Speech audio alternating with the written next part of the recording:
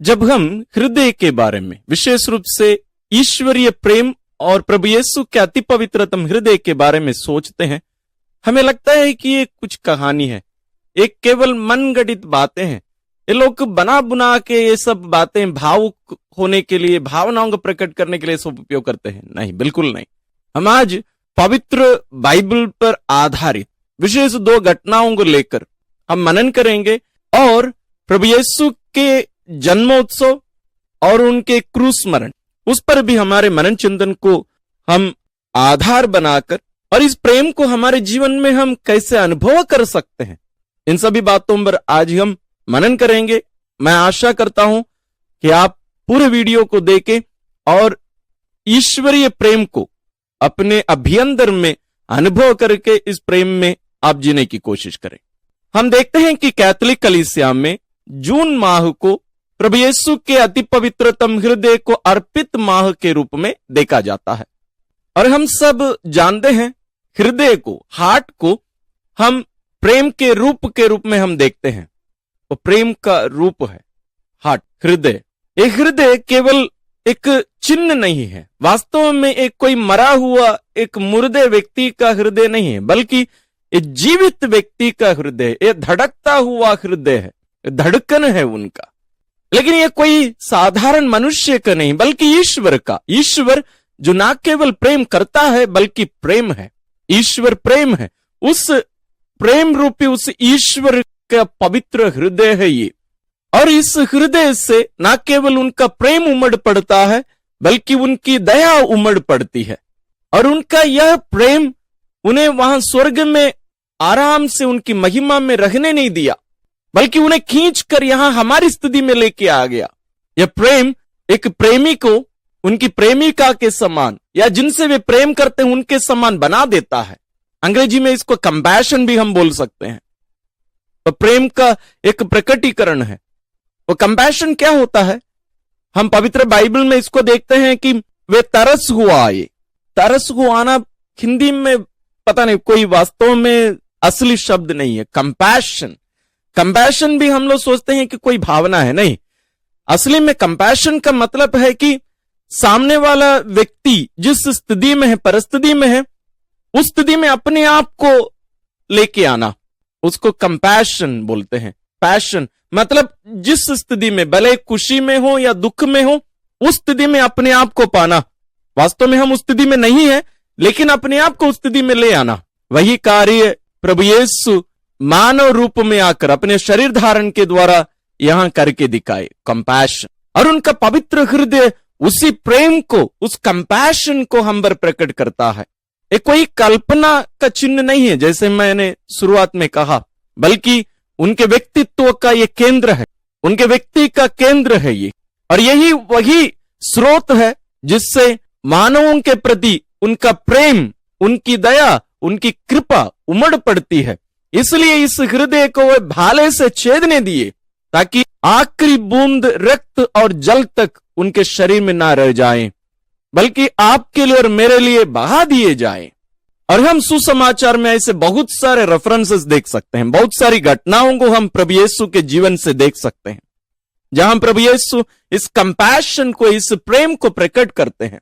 2 उदाहरण पवित्र बाइबल से मैं आपके सामने रखना चाहूंगा। प्रथम है संत मत्ती रचित सुसमाचार अध्याय 11 पद संख्या 28 और 29 में हम पढ़ते हैं, थके मांदे बोझ से दबे हुए लोगों, तुम सबके सब मेरे पास आओ, मेरे जुआ अपने ऊपर ले लो, मैं तुम्हें विश्राम दूंगा, क्योंकि मैं नम्र और विनीत हूं। यहां हिंदी अनुवाद में उनका हृदय का शब्द, हार्ट का शब्द निकाल के फेंक दिए। इंग्लिश में यह ऐसे लिखा रहता है, come unto me all you that labour under heavy laden and I will give you rest, take my yoke upon you and learn from me, for I am meek and humble of heart, for I am meek and humble of heart. प्रभु यीशु का हृदय विनीत है, नम्र है, इसलिए उनका वो हृदय, उनका वो प्रेम उन्हें स्वर्ग में रहने नहीं दिया, बल्कि खींचकर इस धरती पर हमारी स्थिति में, जिनसे वे प्यार करते हैं, इस स्थिति में उन्हें लेके आया। हमारे समान, आपके और मेरे समान उनको बनाया। और इस हृदय को, जैसे मैं थोड़ी देर पहले कहा था, हम कलवारी पहाड़ पर देखते हैं, उस पवित्र क्रूस पर खुला हुआ। संत योहन रचित सुसमाचार अध्याय 19 पद संख्या 33 और 34 में हम इसको पढ़ते हैं। उनका हृदय भाले से छेदा गया। कैसे हम बोल सकते हैं कि वास्तव में हृदय था, ना कि अन्य कोई भाग या अन्य कोई शरीर का अंग? क्योंकि वहां आखिरी बूंद रक्त और पानी, रक्त और जल या अन्य अंगों से ये पानी नहीं आ सकता, और आएगा तो भी ऐसे एक बूंद नहीं आएगा। प्रभु यीशु अपने आप को पूर्ण रूप से आपके लिए और मेरे लिए खाली कर दिए। यही है वो हृदय जो आपसे और मुझसे इतना प्यार करता है। यही है वो मेमना जो अपने आप को आपके लिए और मेरे लिए बलि चढ़ाए, बलि के रूप में, प्रायश्चित बलि के रूप में, आपके जगह पर, मेरे जगह पर अपने आप को बलि चढ़ा दिए। ये वास्तव में कोई सेंटिमेंट नहीं है, कोई भावना केवल नहीं है। प्रेम जरूर ये भावना है, लेकिन केवल भावना नहीं है, कोई सेंटिमेंट नहीं है, कोई इमोशन केवल नहीं है, बल्कि ये एक शक्ति है। ये प्रेम एक शक्ति है, ये शक्तिशाली। ये प्रेम हमें उठाता है, हमारी पाप की स्थिति से हमें उठाकर हमें खड़े कर देता है, हमारी पुरानी उस स्थिति में हमें खड़ा करता है, हमें अपनी स्थिति को हमें देता है। कौन सी स्थिति? ईश्वरीय स्थिति, पवित्रता की स्थिति, ईश्वरीय स्वभाव को हमें देने वाला वो प्रेम।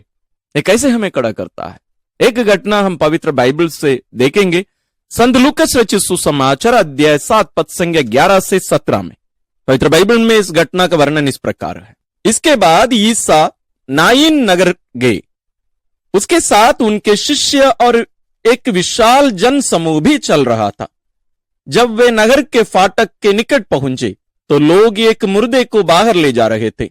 वह अपनी मां का इकलौता बेटा था और वह विधवा थी। नगर के बहुत से लोग उसके साथ थे।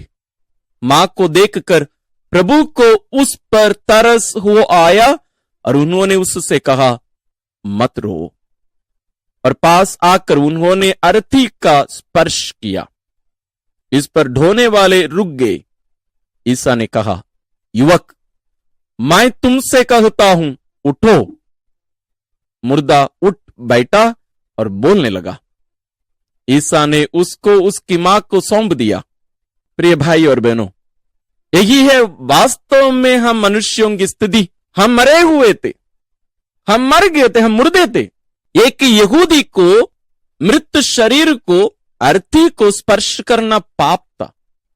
स्पर्श नहीं कर सकते थे, वे दूषित हो जाते, अपने आप को उसके बाद में शुद्ध करना पड़ता।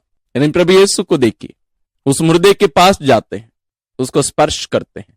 उसके पहले प्रभु यीशु का प्रेम, उनका कंपैशन प्रकट होता है। अध्याय 7 पद संख्या 13 में मां को देखकर प्रभु को उस पर तरस हो आया, उस पर तरस हो आया। प्रभु यीशु उस मां की स्थिति में अपने आप को रखकर देखे। वो विधवा थी और उसका इकलौता बेटा, उसकी स्थिति क्या रहती? उसके पास कुछ बचा नहीं है, जीने का कारण नहीं है उसके पास, सब कुछ यहां नष्ट हो रहा है, आशा नहीं है, आशाहीन की एक स्थिति। प्रभु वैसे ही हमारे जीवन में भी प्रवेश करते हैं। जैसे प्रभु यीशु नाइन की इस विधवा के जीवन में प्रवेश करके उसके दुख को दूर किए, उससे महत्वपूर्ण उस मुर्दे को जिलाए, उसको नया जीवन दिए। इसी पर हम मनन कर रहे हैं। ईश्वर का प्रेम हमारे साथ यही करता है, हमें खड़े कर देता है। हम जो लिटे हुए हैं, हम जो मर गए हैं करके हम पड़े हुए हैं हमारे जीवन में, हम इसलिए जीते हैं क्योंकि हम मरे नहीं हैं। उस मरणशील स्थिति में भी ईश्वर प्रवेश करके हमसे कहते हैं, उठो। हमें स्पर्श करते हमसे कहते हैं, उठो, खड़े हो जाओ। और उस प्रभु का स्पर्श हमें उनके हृदय से हमें अनुभव करने की जरूरत है। प्रभु यीशु को देखिए, उस विधवा को देखते हैं, उनके ऊपर उनके नजर को वे लगा के रखते हैं, उनके उस दर्द को अनुभव करने लगते हैं। और इस स्थिति को देखकर ही ईश्वर अपने पुत्र को इस धरती पर भेजे। और यही वो कंपैशन है, ये मां अपने शरीर में, अपने में अनुभव करती है। जब उसका बच्चा दुख में पड़ा रहता है, मां को कंपैशन होता है, वो तरस वो आती है, उस बच्चे का दर्द वो अपने शरीर में अनुभव करने लगती है। इसलिए मां मरियम के बारे में संत लोग, महान लेखक लोग कहते हैं, जब प्रभु यीशु क्रूस पर मर रहे थे शरीर में, मां मरियम उनके साथ अपने हृदय में, अपनी आत्मा में, अपने मन में मर रही थी। उसी को बोलते हैं कंपैशन। और वही प्रेम उस स्त्री से कहा, रो मत, मत रो, रोना नहीं है। मैं तुम्हें जीवन देने, एक नई आशा देने, जीने का कारण देने में आया हूं। और उस लड़के को नींद से जगाए, मृत्यु से जगाए, नया जीवन दिए। ईश्वर का प्रेम, ईश्वर की दया यही करता है। और वही ईश्वर हमें हर क्षण, हर पल हमें देखते रहते हैं, हमारी गलती ढूंढ निकालने के लिए नहीं, बल्कि हमें संभालने के लिए, हम पर अपनी दया उड़ेलते रहने के लिए, हम पर प्रकट करते रहने के लिए, हमें बताने के लिए, बेटा तुम उठो, इस पाप की स्थिति में, इस मृत्यु में पड़े मत रहो, मैं तुम्हें जीवन देने आया हूं। इसलिए प्रियो, हम जब ऐसे अवस्था में, ऐसे स्थिति में पड़े रहते हैं, कोई भी स्थिति में हो, आपके बच्चे पाप की स्थिति में हो, आपके जीवन साथी पाप की स्थिति में हो, या स्वयं आप पाप की स्थिति में हो, ईश्वर कहते हैं आओ मेरे पास, मैं तुम्हें जीवित कर दूंगा, मैं तुम्हें पुनर्जीवित करूंगा, मैं तुम्हें जीने का कारण, जीने का अर्थ दूंगा, क्योंकि मेरा हृदय नम्र और विनीत है। और प्रभु यीशु अपने हृदय को, अपने खुले हुए हृदय को हमें दिखाकर कहते हैं, देखो तुम्हारे लिए मेरा दिल खुला है। उसी प्रकार जब हम अपने टूटे हुए हृदय को, अपने टूटे हुए जीवन को, अपने बिखरे हुए जीवन को हम उनके पास ले जाकर उस पर उनका नजर डालने के लिए हम देते हैं, उनके साथ समय बिताते हैं, तब हम उनकी दया को हम अनुभव करेंगे, उनके प्रेम को हम अनुभव करेंगे। क्योंकि ईश्वर केवल प्रेम करते नहीं है, बल्कि वे प्रेम है। वे हम पर दया दिखाते केवल नहीं है, वे स्वयं दया है। इसलिए किसी ने बहुत सुंदर लिखा है, प्रार्थना का अर्थ केवल जाकर कुछ मांगना नहीं, बल्कि ईश्वर के सामने अपने आप को इतने समय तक रखना कि उनका हृदय, उनका प्रेम हम पर ईश्वर उड़ेलने के लिए हम दे सके। उतना समय तक हमें वहां रहना है। हम अधिकतर वैसे समय देते नहीं हैं।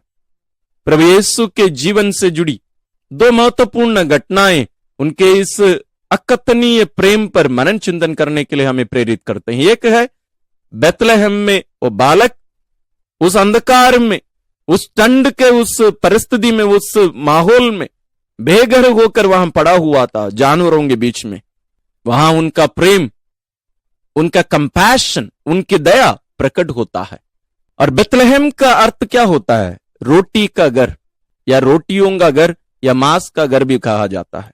बेतलहम, उस रोटी के घर में उतरने वाला कौन था? जन्म लेने वाला कौन था? स्वर्ग से उतरी वो जीवंत रोटी। बेतलहम और यरूशलेम बहुत ज्यादा दूर नहीं है। और दूसरी जगह पर हम उस कलवारी पहाड़ पर हम देखते हैं, जिस हृदय लेकर, हमारे हृदय को लेकर इस धरती पर जन्मे थे, मानव हृदय को लेकर, उसी हृदय को खोलकर हमारे लिए दिखा दिए। इसलिए जब हम मनन चिंतन करते हैं, मुझे ये मनन चिंतन बहुत अच्छा लगता है। जब क्रिसमस में हम देखते हैं, जैसे हम गिफ्ट रैप करके देते हैं ना, किसी को भी कुछ भी हम गिफ्ट देते हैं तो हम रैप करते हैं, उसको लपेट कर देते हैं कोई भी चीज में। उसी प्रकार संत लूकस अपने सुसमाचार में लिखते हैं, उस बच्चे का चिन्ह क्या था, कैसे लोग पहचानेंगे? चरवाहों को एक चिन्ह बता दिया गया था। क्या था? बच्चे को कपड़ों में लपेट कर चरनी में लिटाया हुआ पाएंगे। बच्चे को कपड़े में लपेट कर, लपेटना। और जब हमारे हाथ में वो बच्चा दे दिया गया, जब आप प्रेम के साथ, विश्वास के साथ इस गिफ्ट को अनरैप करेंगे, आप खोलेंगे। हम जब खोलते हैं, हम उसको कहां पाते हैं? वहां नहीं, उस कपड़े के अंदर नहीं, बल्कि क्रूस पर। और क्रूस पर क्या हंसते मजाक करते हुए? नहीं, बलि चढ़ाते हुए अपने आप को, और पूर्ण रूप से बलि चढ़ाते। वो पूर्णता कहां दिखाई देती है? उनके उस खुले हृदय में। उस हृदय को खोलकर हमें बताते हैं, यही है ईश्वर का प्रेम जो बेतलहम में 33 साल पहले मानव रूप में उतर कर आया। उनका प्रेम उनको पूर्ण रूप से जलाकर रख दिया, और वो प्रेम यहां पूर्ण होता है। इसलिए प्रभु यीशु मरने के पहले क्या कहे? सब कुछ पूरा हो चुका है, सब पूरा हो चुका है। मेरा प्रेम पूर्ण रूप से मैं प्रदर्शित कर दिया हूं, सब पूरा हो चुका है।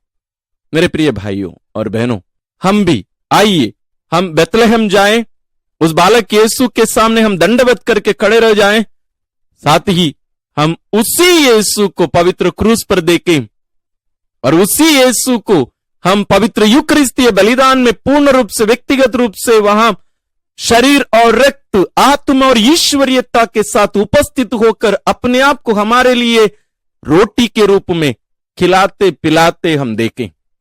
प्रभु यीशु का अति पवित्रतम हृदय का महोत्सव हमें यही करने के लिए आमंत्रित करता है। इसलिए हम हाल ही में भी इन सभी बातों पर मनन किए। पवित्र यूकरिस्त और पवित्र हृदय दोनों एक दूसरे से अटूट रूप से जुड़े हैं, घनिष्ठ रूप से जुड़े हैं, दोनों को हम अलग नहीं कर सकते। आइए इन बातों पर, इन रहस्यों पर हम मनन चिंतन करें और इस प्रेम को पूर्ण रूप से हम अनुभव करें, जिए और दूसरों पर भी इस प्रेम को हम प्रदर्शित करें। हमारे दैनिक जीवन में इस प्रेम को हमें अनुभव करना अनिवार्य है, नहीं तो एक कहानी रह जाएगी। वही यीशु जो नयन के उस विधवा के जीवन में प्रवेश करके उसको नया जीवन दिए, उसके बेटे को जिलाकर नया जीवन देकर, वही प्रभु आपके जीवन में, मेरे जीवन में प्रवेश करके हमें भी नया जीवन, नई आशा, नया अर्थ देना चाहते हैं। क्या हम भी उन्हें हमारे जीवन में आने देंगे? क्या हमारे पास उनके लिए जगह है?